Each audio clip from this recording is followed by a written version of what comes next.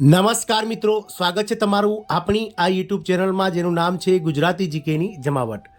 મિત્રો, આજના વિડીયોમાં વાત કરીશું આપણે રાજ્યભરમાં કોન્ટ્રાક્ટ પર કામ કરતા હજારો કર્મચારીઓ માટે ખૂબ જ મહત્વના અપડેટ્સ પ્રાપ્ત થયા છે.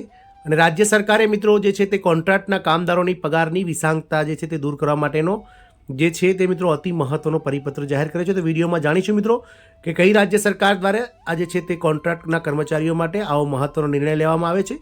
વિડીયોના અંત સુધી બન્યા રહેશો. અને જો તમે અમારી ચેનલમાં નવા હોય તો અમારી ચેનલને મિત્રો સબસ્ક્રાઇબ કરી બાજુમાં રહેલું બેલ આઇકોન દબાવીને ઓલ નોટિફિકેશન ઓન કરજો, જેથી કરીને ચેનલ પર મૂકવામાં આવતા વિવિધ ભરતીઓના નોટિફિકેશન, વિવિધ ભરતીઓના પરિણામ, જનરલ નોલેજને લગતા વિડીયો અને સરકારી કર્મચારી પેન્શનર્સ યોજનાને લગતા પરિપત્રો તમને સરળતાથી ઉપલબ્ધ થઈ જાય. તો મિત્રો, લખનૌમાં જે છે તે યુપી એટલે કે ઉત્તર પ્રદેશના રાજધાની લખનૌથી આ ન્યૂઝ મળી રહ્યા છે, જેમાં કોન્ટ્રાક્ટ કામદારોના પગારની વિસંગતતા દૂર કરવામાં આવશે તેવું ડેપ્યુટી સીએમએ ખાતરી આપી છે. મિત્રો, લોકસભાની ચૂંટણી પછી નેશનલ હેલ્થ મિશનના પોસ્ટ કરાયેલા કોન્ટ્રાક્ટ પરના કર્મચારીઓના પગારની વિસંગતતા દૂર કરવામાં આવશે. રાજ્યના ડેપ્યુટી સીએમ બ્રજેશ પાઠકે સોમવારે joint national health mission employees યુનિયનના પ્રતિનિધિને આ ખાતરી આપી હતી. વાસ્તવમાં 14 માર્ચે સંયુક્ત રાષ્ટ્રીય સ્વાસ્થ્ય મિશન કર્મચારી સંઘે કરાર પરના કર્મચારીઓને 18 માર્ચે નાયબ મુખ્યમંત્રીના નિવાસસ્થાને પહોંચવાની અપીલ કરી હતી, પરંતુ ચૂંટણીની આચારસંહિતા લાગુ થવાના કારણે સંઘે તેની અપીલ પાછી ખેંચી લીધી હતી. સોમવારે યુનિયનનું પ્રતિનિધિમંડળ ડેપ્યુટી સીએમને મળ્યું હતું અને પગારની વિસંગતતા દૂર કરવાની માંગ કરી હતી, જેના પર તેમણે ચૂંટણી બાદ આ સમસ્યા હલ કરવાની ખાતરી આપી દીધી છે. આપ સૌને જણાવી દઈએ કે ઘણા લાંબા સમયથી મિત્રો ઉત્તર પ્રદેશ સરકારમાં કોન્ટ્રાક્ટ પર કામ કરતા કર્મચારીઓનો જે પગાર છે તે વધારાયો નથી, અને અલગ અલગ કેડર્સમાં જે પગાર આપવામાં આવે છે તેમાં ઘણી વિસંગતાઓ જે છે તે વ્યાપેલી છે. અને આ વિસંગતાઓ દૂર કરવા માટે સંયુક્ત રાષ્ટ્રીય સ્વાસ્થ્ય મિશન કર્મચારી યુનિયન દ્વારા સરકારને વારંવાર રજૂઆત કરવા છતાં સરકારે કોઈ પણ જાતનું પગલું લીધું નથી.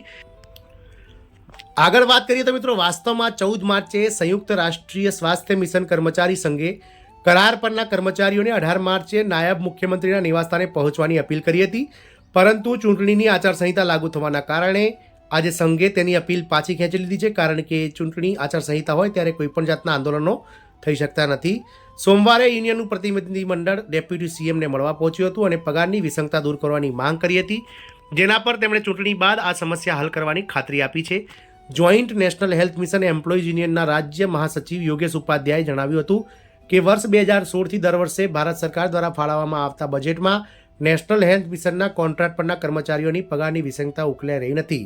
તેમણે કહ્યું હતું કે વર્ષ 2016થી ભારત સરકાર દ્વારા દર વર્ષે 3% વધારાનું બજેટ આપવામાં આવતું હોવા છતાં રાષ્ટ્રીય સ્વાસ્થ્ય મિશન હેઠળના કામ કરતા કોન્ટ્રાક્ટ પરના કર્મચારીઓના પગારની વિસંગતતા ઉકેલાઈ નથી.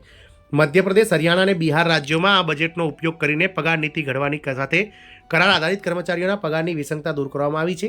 આ કારણે અમે શાંતિપૂર્ણ રીતે મુખ્યમંત્રી અને અધિકારીઓને સતત અમારા વિચારો જણાવી રહ્યા છીએ. સુનાવણી ન થતાં કર્મચારીઓએ ડેપ્યુટી સીએમના નિવાસસ્થાને પહોંચીને પોતાના મંતવ્યો વ્યક્ત કરવાનું નક્કી કર્યું હતું, પરંતુ લોકસભાની ચૂંટણીની આચારસંહિતા 16 માર્ચે લાગુ થઈ જવા બાદ આ નિર્ણય બદલાયો હતો અને પ્રતિનિધિમંડળ ડાયરેક્ટ સોમવારે નાયબ મુખ્યમંત્રીના બંગલે જઈ અને મળ્યું હતું, અને જેમાં નાયબ મુખ્યમંત્રી બ્રિજેશ પાઠકે તેમને રજૂઆતો સાંભળી હતી અને તેમણે પોતે લોકસભાની ચૂંટણી પહેલાં આ પ્રશ્નને હલ કરવાની જે છે તે સંમતિ દર્શાવી હતી. તદુપરાંત મિત્રો, આપ સૌ જાણો છો તે પ્રમાણે ગત રોજ 16 માર્ચના રોજ લોકસભાની ચૂંટણીના જાહેર થયાના કલાકો પહેલાં જ ગુજરાત રાજ્ય હેલ્થ મિશન હેઠળ કામ કરતા કર્મચારીઓના જે માસિક વેતન છે, જે ફિક્સ વેતન છે, તેમાં કોન્ટ્રાક્ટ આધારિત કર્મચારીઓના માસિક વેતનમાં 25% વધારો રાજ્યના આરોગ્ય મંત્રી શ્રી ઋષિકેશભાઈ પટેલે જાહેર કર્યો છે.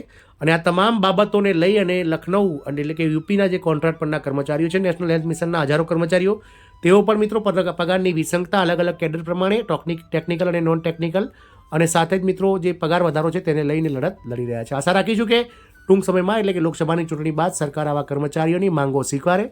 જય હિન્દ, અસ્તુ.